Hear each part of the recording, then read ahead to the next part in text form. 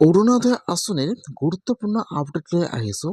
যিহেতু অৰুণোদয় আঁচনিৰ পইচা 20 ফেব্ৰুৱাৰী তাৰিখে 8,000 টকা সোমোৱাৰ কথা আছিল, কিন্তু এতিয়া আপোনালোকে অৰুণোদয় আঁচনিৰ পইচা 20 ফেব্ৰুৱাৰী তাৰিখে আপোনালোকৰ একাউণ্টত নোসোমাব বা আপোনালোকে 20 ফেব্ৰুৱাৰী তাৰিখে অৰুণোদয় আঁচনিৰ পইচা 8,000 টকা লাভ নকৰিব। এতিয়া কিন্তু আপোনালোকে অৰুণোদয় আঁচনিৰ পইচা লাভ কৰিব 10 মাৰ্চ তাৰিখে।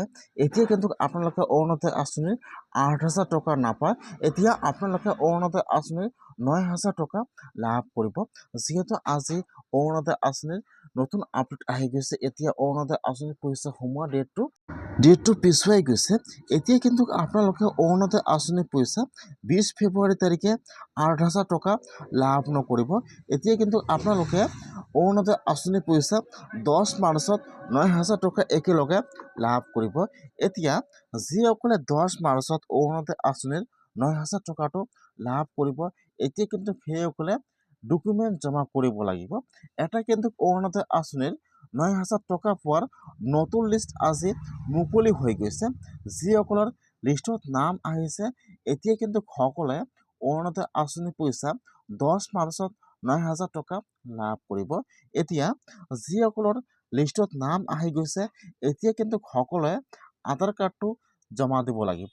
এতিয়া যিসকলে এইবাৰ অৰুণোদয় আঁচনি 3.0ত নতুনকৈ এপ্লিকেশ্যন কৰিছে, সেইসকলৰ লিষ্টত নাম আহিছে নে অহা নাই, আৰু কোন লিষ্টত নাম আহিছে, আৰু আপোনালোকে আপোনাৰ ডকুমেণ্ট ক'ত জমা কৰিব লাগিব, সম্পূৰ্ণ প্ৰচেছ জনাই দি আছোঁ, জানি লওক। আৰু যদি আপোনালোকে মোৰ চেনেলত নিউ হয়, মোৰ চেনেলটো ছাবস্ক্ৰাইব কৰি ৰাখি দিব। এতিয়া কিন্তু আপোনালোকে ফাৰ্ষ্ট অৰুণোদয় আঁচনিৰ লিষ্টটো চেক কৰিব লাগিব যে আপোনালোকৰ লিষ্টত নামটো আহিছে নে অহা নাই। এতিয়া লিষ্টটো আপোনালোকে কেনেকৈ চেক কৰিব, মই কিন্তু আপোনাৰ সুবিধাৰ কাৰণে লিষ্টটো মোৰ ডিছক্ৰিপশ্যনত দি দিছোঁ। ইয়াত কিন্তু অসমৰ সকলো মানুহৰ নাম ইয়াত আছে, যিসকলে এইবাৰ অৰুণোদয় আঁচনিৰ 9,000 টকাটো লাভ কৰিব। আপোনালোকে ডাইৰেক্ট ক্লিক কৰি লিষ্টটো ফাৰ্ষ্ট চেক কৰিব। এতিয়া যদি আপোনালোকৰ লিষ্টত নাম আহিছে, তেনেহ'লে কিন্তু এতিয়া আপোনালোকে আপোনাৰ পঞ্চায়তত আপোনাৰ আধাৰ কাৰ্ডটো জমা কৰিব লাগিব। এই লিষ্টত যিসকলৰ নাম আহিছে, এতিয়া কিন্তু সকলো মানুহৰ নাম এতিয়া ভেৰিফাই কৰিব।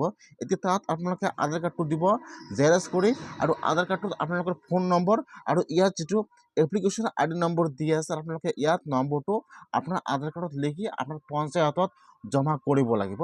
ইতিমধ্যে কিন্তু অহাকালিৰ পৰা অৰুণোদয় আঁচনিৰ আধাৰ কাৰ্ড ভেৰিফিকেশ্যনৰ কাম আৰম্ভ হৈ যাব। সেইকাৰণে যদি আপোনালোকে এতিয়া অৰুণোদয় আঁচনিৰ লিষ্টটো চোৱা নাই, আপোনালোকে ফাৰ্ষ্ট অৰুণোদয় আঁচনিৰ লিষ্টটো চেক কৰিব যে আপোনালোকৰ লিষ্টত নামটো আহিছে নে অহা নাই।